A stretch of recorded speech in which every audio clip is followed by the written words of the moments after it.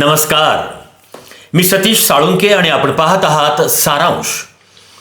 सारांशच्या या भागामध्ये आपण पाहणार आहोत एक महत्त्वाचा एपिसोड, महत्त्वाचा विषय. बीड नगरपालिकाची निवडणूक, पर्दे के पीछे क्या है. पण तत्पूर्वी एक विनंती. काही राजकीय पक्षांनी सारांशकडे जाहिरातीसाठी विचारणा केली आहे. मी नम्रपणे सांगू इच्छितो की सारांश कोणत्याही राजकीय पक्षाच्या जाहिराती स्वीकारत नाही किंवा कोणत्याही राजकीय पक्षाच्या समर्थकांचं किंवा उमेदवारांची मुलाखत सारांश घेत नाही. तर चला देखते हैं पर्दे के पीछे क्या है. तुम्हाला जर असं वाटत असेल की तुम्ही नगरपालिकेची निवडणूक पाहत आहात तर हा आहे तुमचा गैरसमज. हे पूर्ण सत्य नाही. ते या पडद्याच्या पाठीमागं खरा बुद्धिबळाचा डाव रंगला आहे, तो विधानसभेचा, बीडच्या विधानसभा निवडणुकींचा. कसा तो आता आपण पाहणार आहोत. पाहत रहा सारांश. बीड नगरपालिकेच्या निवडणुकीच्या निमित्तानं विधानसभेच्या निवडणुकीचा बुद्धिबळाचा डाव मांडल्या गेलाय या नगरपालिकेच्या निवडणुकीच्या पडद्याआड. या बुद्धिबळाच्या डावावर कोणी तिरकस चलून स्वतःचं नुकसान करून घेत आहे, तर कोणी हत्तीची चाल करून पाठीमागे राहत आहे, तर कोणी आपापले घोडे नाचवायला सुरुवात केलेली आहे. वजीरही प्याद्यांना बाजूला सारून आता प्रत्यक्ष समोर आलेले आहेत. राजे मात्र आपली जागा अजूनही सोडायला तयार नाही आहेत. अजित पवारांच्या राष्ट्रवादी काँग्रेसमध्ये आपलं म्हणणं ऐकल्या जात नाही.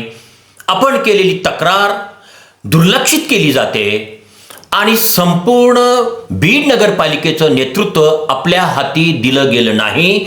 या कारणामुळं डॉक्टर योगेश क्षीरसागर हे वेगळे झाले आणि त्यांनी कमळ हाती धरलं. पण याचा परिणाम असा झाला की राष्ट्रवादी, अजित पवारांची राष्ट्रवादी ही पूर्णपणे अमरसिंह पंडित आणि विजयसिंह पंडित यांच्या ताब्यात गेली. तर दुसरीकडे शरद पवार यांची राष्ट्रवादी काँग्रेस ही पूर्णपणे एकतर्फी ही बीडचे आमदार संदीप क्षीरसागर यांच्याकडे आहे.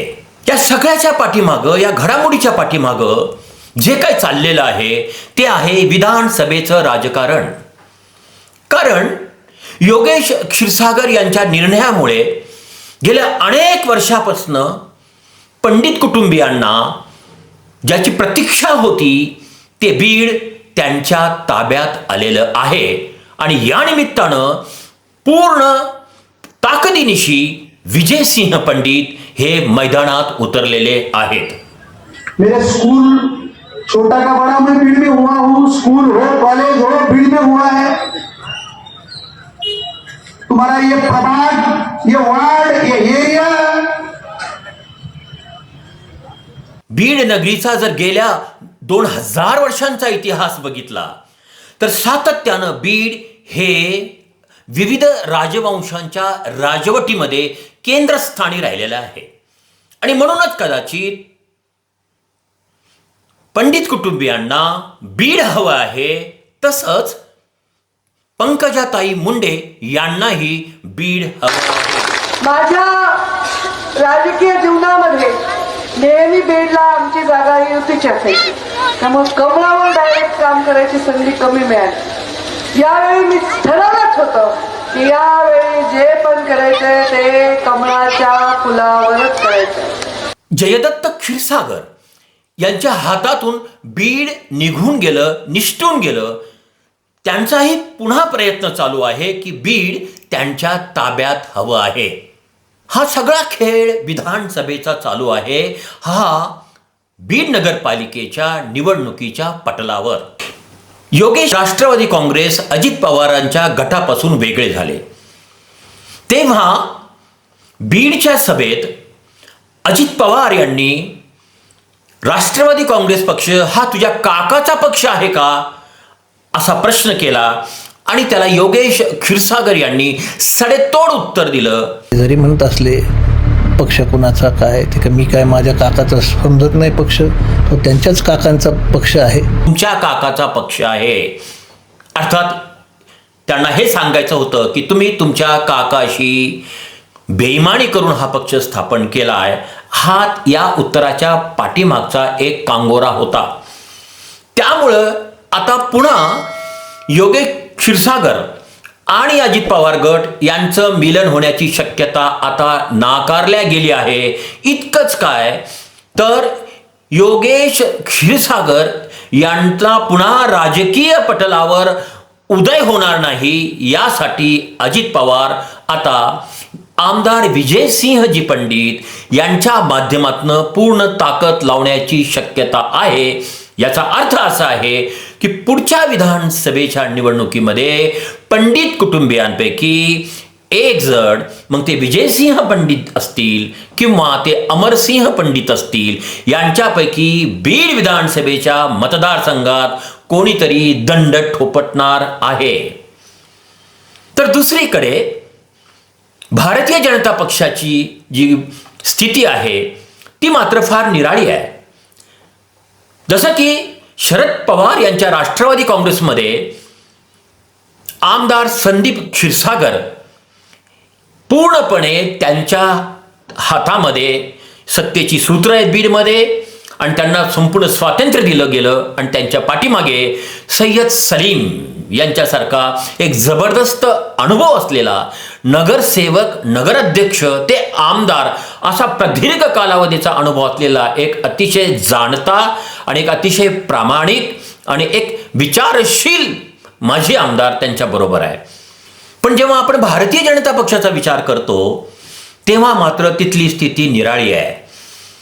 कारण ज्या अर्थी जयदत्त क्षीरसागर हे प्रचारामध्ये उतरले आणि त्यांनी थेटपणे भारतीय जनता पक्षाचा प्रचार करायला सुरुवात केलेली आहे. मागच्या विधानसभेच्या निवडणुकीचा जर अभ्यास केला तर त्याच्यामध्ये योगेश क्षीरसागर यांनी स्वतंत्रपणे आपली वेगळी चूल मांडली होती आणि त्यांनी अजित पवारांच्या राष्ट्रवादी काँग्रेसतर्फे निवडणूक लढवली होती. त्यात त्यांचा पराभव झाला होता. पण यावेळेस जयदत्त क्षीरसागर यांनी योगेश क्षीरसागर यांना भरपूर पाठिंबा दिलेला होता, मदत केली होती, त्यांचा प्रचार केला होता, पण यश आलं नाही. म्हणजे अनेकांची प्रतिक्रिया आली की जयदत्त क्षीरसागर हे योगेश क्षीरसागर यांच्या पाठीमागं फरफटत गेले की काय. पण आता पुन्हा नगरपालिकेची निवडणुकीमध्ये जयदत्त क्षीरसागरांची तीच स्थिती झाली जी विधानसभेच्या निवडणुकीमध्ये झाली होती.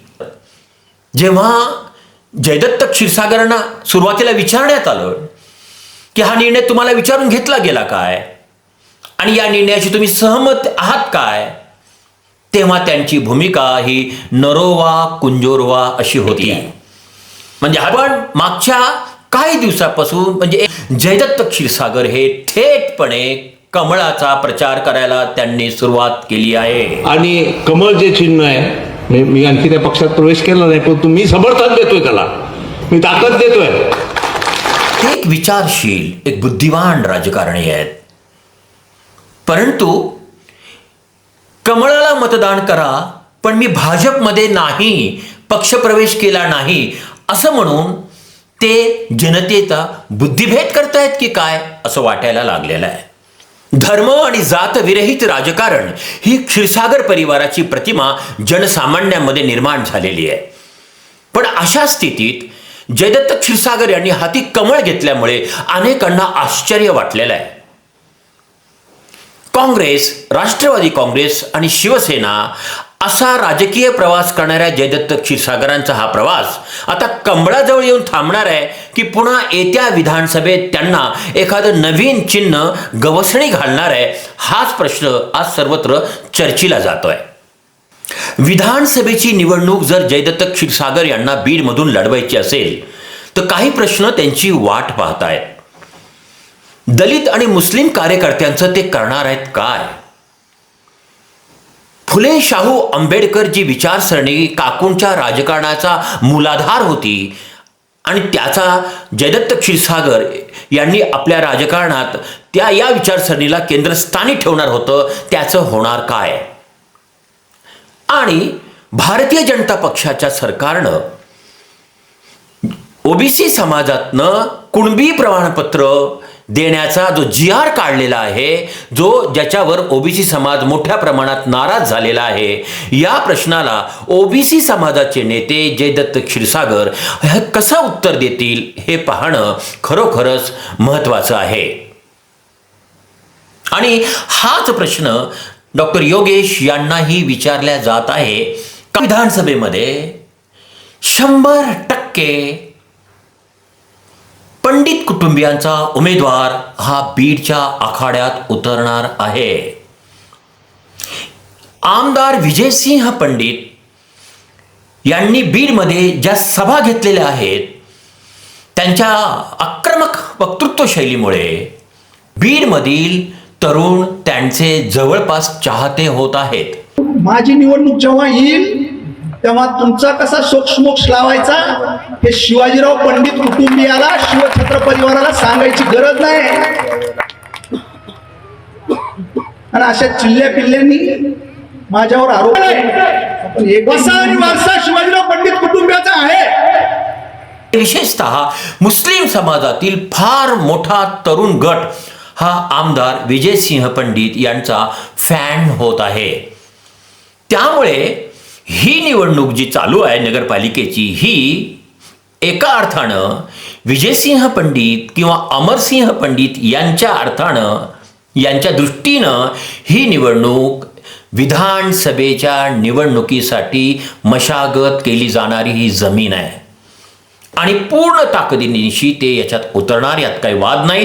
कारण अजित पवार गटाच्या राष्ट्रवादीचा आयता पॅटर्न, आयती फळी योगेश क्षीरसागर यांनी विजयसिंह पंडित यांना सुपूर्द केलेली आहे. त्यामुळं विजयसिंहजी पंडित हे खरोखरच मनातून योगेश यांचे आभारच मानत असतील. तर दुसरीकडे शरद पवारांची जी राष्ट्रवादी काँग्रेस आहे, ती मात्र एक हाती आमदार संदीप क्षीरसागर यांच्या सातबाऱ्यावर नोंदवलेली आहे. आणि अतिशय शांतपणे संदीप क्षीरसागर आणि सय्यद सलीम हे प्रचार करतायत. निश्चितपणे पुढच्या विधानसभेत ते उमेदवार असणार आहेत. आणि पुन्हा जो आक्रमक भाषणाचा, आक्रमक शैलीचा आणि क्षणात लोकांना आपलंसं करण्याचा आमदार विजयसिंह पंडित यांचा जो गेवराई पॅटर्न आहे, हा सुद्धा गेवराई पॅटर्न मोठ्या ताकदीनिशी पुढच्या विधानसभेत बीडमध्ये दिसणार आहे. मग कदाचित ते स्वतः विजयसिंह पंडित असतील किंवा अमरसिंह पंडित असतील, हे सांगता येणार नाही. पण त्या परिवारापैकी किंवा त्या परिवाराचा सशक्त पाठिंबा असणारा एक उमेदवार बीडमध्ये उभा राहणार आहे. काही राजकीय भाष्यकारांचं म्हणणं असं आहे की गेल्या 7 ते 8 वर्षापासून जयदत्त क्षीरसागर यांचा बीडच्या राजकारणाशी संपर्क तुटलेला आहे. त्यामुळे त्यांनी जी फळी उभा या ठिकाणी केलेली होती डॉक्टर भारतभूषण क्षीरसागर यांच्या माध्यमातून, ती फळी त्यांच्या हातातून निसटलेली आहे. त्याच्यामुळं आता पुन्हा योगेश क्षीरसागर यांनी जी काही उरली सुरली फळी उभा केलेली आहे, तिच्या माध्यमातून पुन्हा एकदा बीडची निवडणूक लढवता येऊ शकते काय, या शक्यतांचा जयदत्त क्षीरसागर हे अभ्यास करत आहेत. बीड नगरपालिकेच्या या निवडणुकीच्या पडद्याआड कोण होणार आहे बीडचा आमदार भावी? क्षीरसागर कुटुंबियात होणार वाद की पुन्हा होणार मनोमिलन?